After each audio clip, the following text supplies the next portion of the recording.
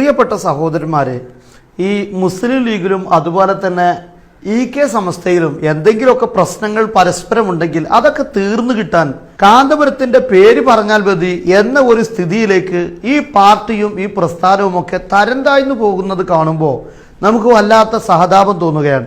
ഇപ്പോൾ അമ്പലക്കടവ് ഹമീദ് ഫൈസി അദ്ദേഹം ചാനലിനൊരു അഭിമുഖം കൊടുത്തു.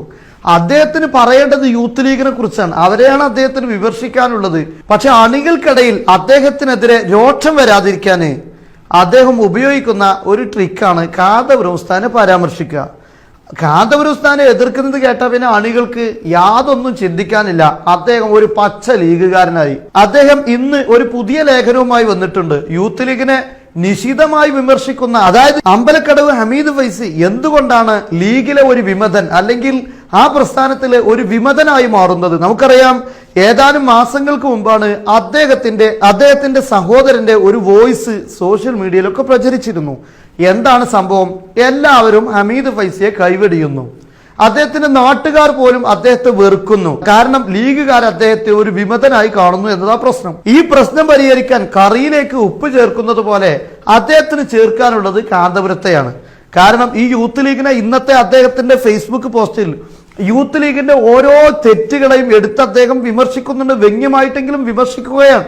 പക്ഷെ അതിന് അദ്ദേഹം ആദ്യം കൊടുന്ന 2-3 വരികൾ അത് കാന്തപുരത്തിന്റെ തന്നെയാണ്. അങ്ങനെ പരാമർശിച്ചു കഴിഞ്ഞാൽ ഈ വിമത സ്വഭാവം അല്ലെങ്കിൽ വിമതൻ എന്ന ഒരു ചീത്ത പേര് അദ്ദേഹത്തിന് ഒഴിവായി കിട്ടുമെന്നാണ് അദ്ദേഹം വിചാരിക്കുന്നത്. ഇത്തരം നമ്പറുകളൊക്കെ കാസർഗോഡ് കൊലപാതകവുമായി ബന്ധപ്പെട്ട വിഷയത്തിന്റെ ചർച്ചകൾക്കിടയിൽ ആ വിഷയത്തെ വഴിമാറ്റി തിരിച്ചുവിടാനാണോ എന്ന് ആരൊക്കെയോ ആശങ്കപ്പെടുകയോ സംശയം രേഖപ്പെടുത്തുകയോ ചെയ്യുന്നുണ്ട്. ആ സംശയത്തിന് ഒരു പ്രസക്തിയുമില്ല എന്ന് ചിന്തിക്കുന്നതിൽ ഒരു പ്രസക്തിയുമുണ്ടെന്ന് എനിക്ക് തോന്നുന്നില്ല.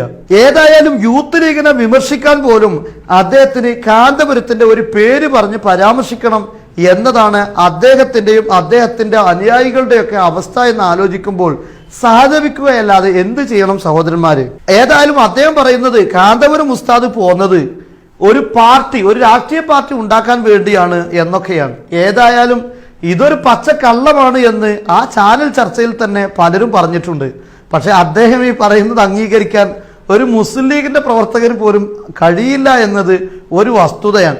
ഏതായാലും ഈ വിഷയത്തിൽ വളരെ പ്രസക്തമായ അങ്ങനെ ഒരു രാഷ്ട്രീയ പാർട്ടി ലക്ഷ്യം വെച്ചുകൊണ്ടാണോ സമസ്തയിൽ പിളർപ്പുണ്ടാകുന്നത്, അല്ലെങ്കിൽ സമസ്തയിൽ ഇത്തരത്തിലുള്ള ഒരു സാഹചര്യങ്ങളൊക്കെ സംജാതമായത് കാന്തപുരം ഉസ്താദിന് ഒരു പാർട്ടി ഉണ്ടാക്കാനുള്ള ആഗ്രഹം കൊണ്ടാണോ എന്ന് വളരെ കൃത്യമായി പരിശോധിക്കുന്ന ഒരു ലേഖനമാണ് ബഹുമാനപ്പെട്ട SYSന്റെ ദഅ്വ സെക്രട്ടറിയായ റഹ്മത്തുള്ള സഖാഫി എളമരം ഇന്ന് ഒരു ലേഖനം എഴുതിയിട്ടുള്ളത്. എല്ലാ സുന്നികളും എന്ന് പറഞ്ഞാൽ എല്ലാ സുന്നികളും, അത് EK വിഭാഗമാണെങ്കിലും AP വിഭാഗമാണെങ്കിലും എല്ലാവരും വായിച്ചിരിക്കേണ്ട ഒരു ലേഖനമാണ് ഇത് എന്ന് ഞാൻ ഓർമ്മപ്പെടുത്തുകയാണ്. ഇതിന്റെ താഴെ ആ ലേഖനത്തിന്റെ ലിങ്ക് ഉണ്ട് എന്ന് നിങ്ങളെ ഓർമ്മപ്പെടുത്തുന്നു.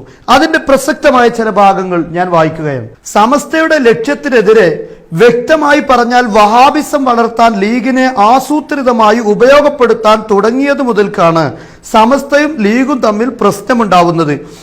സീതി സാഹിബ് സ്പീക്കറായ 1960 വഖഫ് ബോർഡ് രൂപീകരിച്ചത് മുതൽ വഹാബികൾക്ക് വേണ്ടി ചിലർ കരുക്കൾ നീക്കി തുടങ്ങി.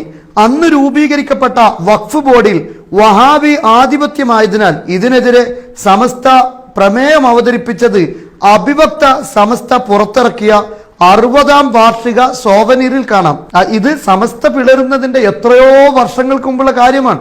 വഖഫ് ബോർഡിലെ സ്വാധീനം ഉപയോഗിച്ചാണ് മലബാറിന്റെ കേന്ദ്രമായ കോഴിക്കോട് സുന്നി പള്ളികളായിരുന്ന പാളയം മുഹീദ്ദീൻ പള്ളി, പട്ടാളപ്പള്ളി, ഷാദുലി പള്ളി ഉൾപ്പെടെ മുജാഹിദുകൾ പിടിച്ചെടുത്തത്.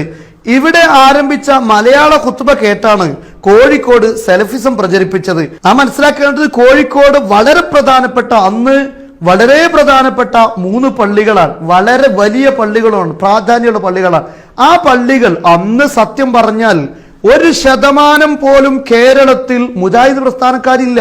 സുന്നികളെ അപേക്ഷിച്ച് 1% എന്നിട്ട് ആ പള്ളി 3 അവരുടെ പേരിലാക്കി കൊടുത്തു. കാരണം സീതി സാഹിബാണ് ലീഗിന്റെ എല്ലാ ചുക്കാനും പിടിക്കുന്നത്. അതുകൊണ്ട് അദ്ദേഹമാണെങ്കിലോ ഒരു പച്ച വഹാബിയുമാണെന്ന കാര്യത്തിൽ ആർക്കും സംശയമില്ലല്ലോ. ഏതായാലും അന്നുണ്ടായിരുന്ന ഈ പ്രധാനപ്പെട്ട കോഴിക്കോടുള്ള പള്ളികൾ അവർക്ക് നൽകി. പിന്നീട് അറബി ഭാഷ പഠിപ്പിക്കാനുള്ള അനുമതി വന്നപ്പോൾ പാഠപുസ്തക കമ്മിറ്റി ഉണ്ടാക്കി.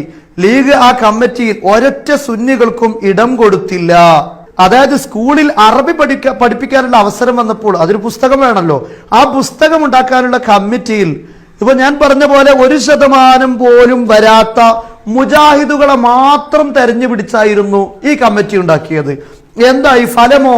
പാഠപുസ്തകങ്ങൾ നിറയെ വഹാബി ആശയങ്ങൾ കുത്തി നിറച്ചു. നിങ്ങൾ ചിന്തിക്കണം, ഈ ഒരു പാഠപുസ്തകം ഉണ്ടാക്കുമ്പോൾ അറബി പഠിപ്പിക്കാൻ പല കാര്യങ്ങളും പഠിപ്പിച്ചാൽ മതി, നമ്മളെ നാട്ടു വർത്തമാനങ്ങളൊക്കെ അറബിയിൽ പഠിപ്പിച്ചാൽ മതി. പക്ഷെ അവിടെ വഹാബികൾ കമ്മിറ്റി ആയതുകൊണ്ട് പാഠപുസ്തകങ്ങൾ നിർമ്മിച്ചത്, നിങ്ങൾ ചിന്തിക്കേണ്ടത്, 1% പോലും വരാത്ത ഇവരാണ് പാഠപുസ്തകങ്ങൾ നിറയെ സെലഫി വഹാബി ആശയങ്ങൾ. അതെ, പാഠപുസ്തകങ്ങൾ നിറയെ വഹാബി ആശയങ്ങൾ കുത്തി നിറച്ചു. വഹാബി നേതാക്കളെയും സ്ഥാപനങ്ങളെയും പരിചയപ്പെടുത്തി. എത്രത്തോളം എന്ന് പറഞ്ഞാൽ വഹാബി നേതാക്കളെ, ഇവിടെ കഴിഞ്ഞുപോയ എത്രയോ വലിയ സുന്നി പണ്ഡിതന്മാരും ഒക്കെ ഉണ്ട്, പക്ഷെ അവർ വഹാബി നേതാക്കളെ ഈ അറബിയിലെ ഓരോ പാഠഭാഗങ്ങളും പരിചയപ്പെടുത്തി. SSF ഇതിനെതിരെ നടത്തിയ, അന്ന് SSF എന്ന് പറയുമ്പോൾ ഇത് സമസ്ത 2000 ശേഷമല്ല, അതിനു മുമ്പാണ്. SSF ഇതിനെതിരെ നടത്തിയ സമര പോരാട്ടങ്ങൾ കേരളീയർ മറന്നിട്ടുണ്ടാവില്ല. ഒടുവിൽ 1983 വന്ന നായനാർ സർക്കാരാണ് വിവാദ പാഠപുസ്തകങ്ങൾ നീക്കിയത്. ചിന്തിക്കണം, ലീഗ് ഭരിച്ചു, പ്രതിഷേധങ്ങളുടെ ജ്വാല തന്നെ ആളിക്കത്തി. പക്ഷെ ഈ സുന്നികളുടെ ഒരു പ്രതിഷേധങ്ങളെയും ചെവി കൊടുക്കാൻ ലീഗ് തയ്യാറായില്ല. എന്താണ് സുന്നികളുടെ പ്രശ്നം? സുന്നികളാണ് മഹാഭൂരിപക്ഷമുള്ളത്, 1% പോലും മുജാഹിദില്ല. പക്ഷെ പാഠപുസ്തകങ്ങൾ മുഴുവനും മുജാഹിദ് ആശയം പഠിപ്പിക്കുന്നു. ഇത് മാറ്റി സുന്നി ആശയം പഠിപ്പിക്കണം എന്നല്ല സമരം, അത് മാറ്റി പൊതുവിഷയങ്ങൾ പഠിപ്പിച്ചാൽ മതിയല്ലോ. ഇത് പറഞ്ഞിട്ട് അംഗീകരിക്കാൻ ആര് വരേണ്ടി വന്നു? നായനാര് മുഖ്യമന്ത്രിയായി വരേണ്ടി വന്നു. ശേഷം അദ്ദേഹം എഴുതുന്നു, ശേഷം അറബി അധ്യാപകരെ സൃഷ്ടിച്ചെടുക്കാനുള്ള ഓറിയന്റൽ അറബി കോളേജുകൾ അനുവദിച്ചപ്പോൾ അവയെല്ലാം വഹാബികൾക്ക് പതിച്ചു നൽകി. ഇനിയിപ്പോ അറബി പാഠപുസ്തകം നിലവിൽ വന്നു, പക്ഷെ പാഠപുസ്തകങ്ങളിൽ പഠിപ്പിക്കാൻ അധ്യാപകർ വേണമല്ലോ, അതുകൊണ്ട് അധ്യാപകരെ നിർമ്മിച്ചെടുക്കാൻ ഓറിയന്റൽ കോളേജുകൾക്ക് അനുമതി നൽകി. അപ്പോ ഈ ഓറിയന്റൽ കോളേജുകൾ എല്ലാം നൽകുന്നത് വഹാബികൾക്ക്. ഇതിൽ ഏതെങ്കിലും VK സമസ്തയിലുള്ള സുന്നികളുണ്ടെങ്കിൽ ഈ വായിച്ചതിൽ ഏതെങ്കിലും ഒരു കാര്യം തെറ്റാണെന്ന് ചൂണ്ടിക്കാട്ടാൻ കഴിയില്ല.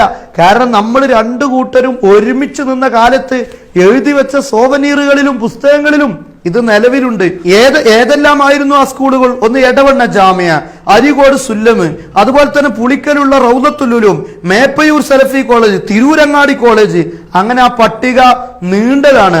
ഈ കോളേജുകളിൽ നിന്നും പുറത്തിറങ്ങിയ മൗലവിമാരാണ് കേരളത്തിലെ വഹാബി നേതാക്കളും പ്രഭാഷകരും. ശ്രദ്ധിക്കേണ്ട കാര്യമാണത്. മുസ്ലിം മാനേജ്മെന്റിന് കീഴിൽ ഇറങ്ങുന്ന ഏക പത്രം ചന്ദ്രികയായിരുന്നു.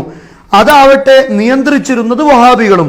1970കളിൽ ചന്ദ്രികയുടെ എഡിറ്റോറിയൽ ബോർഡ് ഇനി മുതൽ നബിദിന പരിപാടികളുടെ വാർത്ത ചന്ദ്രികയിൽ പ്രസിദ്ധീകരിക്കുകയില്ല എന്ന് തീരുമാനിച്ചു. ചിന്തിക്കണം, ഇവിടെ കാന്തപുരം ഉസ്താദ് ഇറങ്ങി പോരാണ്ടായ കാരണം എന്തായിരുന്നു?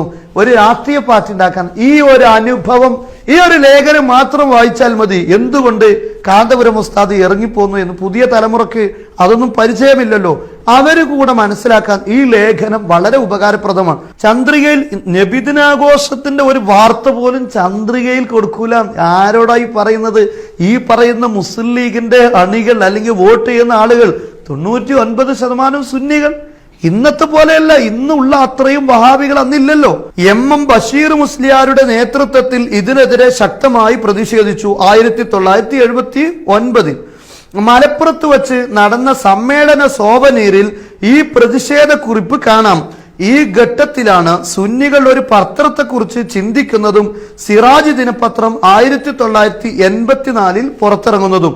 അതും ഈ ബഹുമാനപ്പെട്ട കണ്ണിയത്ത് ഉസ്താദിന്റെ കൈകളാലാണ് സിറാജ് പത്രം ആരംഭിക്കുന്നത്. അപ്പൊ അന്നെല്ലാം സമസ്ത ഒന്നായി നിൽക്കുന്ന സമയമാണ്. ഇനിയും അദ്ദേഹം ഒരുപാട് കാര്യങ്ങൾ ഈ ലേഖനത്തിൽ വളരെ പ്രസക്തമായ ഭാഗങ്ങൾ, ഓരോ സുന്നിയും വായിച്ചിരിക്കേണ്ട ഭാഗങ്ങൾ ഇതിൽ പറഞ്ഞിട്ടുണ്ട്. കാരണം നമുക്കറിയില്ല പുതിയ തലമുറയ്ക്ക് എന്തായിരുന്നു ഈ സമസ്ത രണ്ടായി വിഭജിക്കാനുണ്ടായ കാരണം എന്ന് പറയുമ്പോൾ, ഇതുപോലുള്ള ഫൈസിമാരൊക്കെ വന്ന് ചിലപ്പോൾ ചാനലുകളിൽ കയറി എന്തെങ്കിലുമൊക്കെ വിളിച്ചു പറയുമ്പോൾ അത് വസ്തുതയാണോ എന്ന് ആർക്കെങ്കിലും സംശയം തോന്നുന്നുവെങ്കിൽ ഈ ലേഖനം വായിച്ചാൽ മതി. ഈ ലേഖനത്തിൽ കൊടുത്തിട്ടുള്ള ഉദ്ധരണികൾ ശരിയാണോ എന്ന് പരിശോധിച്ചാൽ മതി. അപ്പോൾ തന്നെ കൃത്യമായി അത് ബോധ്യപ്പെടും. അതുകൊണ്ട് പുതിയ തലമുറയിലേക്ക് ഈ ചരിത്രങ്ങൾ എത്തണം. ചരിത്രങ്ങൾ അത് മറന്നുപോകാൻ പാടില്ല. അത് പുതിയ തലമുറയിലേക്ക് നമ്മളിത് കൈമാറേണ്ടതും അവരെ പഠിപ്പിച്ചു കൊടുക്കേണ്ടതും പ്രധാനപ്പെട്ട ഒരു കാര്യം തന്നെയാണ്. കാരണം തെറ്റിദ്ധാരണകൾ ചരിത്രത്തിലൂടെ പലർക്കും സൃഷ്ടിക്കാൻ സാധിക്കുമെന്നത് തന്നെയാണ്. ഏതായിരുന്നാലും എങ്ങനെയൊക്കെ പറയാനുള്ള ഒരു അവസരം ഉണ്ടാക്കി തന്ന ഫൈസിക്ക് നന്ദി അറിയിക്കുകയാണ്. വീണ്ടും കാണാം. അസ്സലാമു അലൈക്കും വറഹ്മത്തുള്ളാഹി.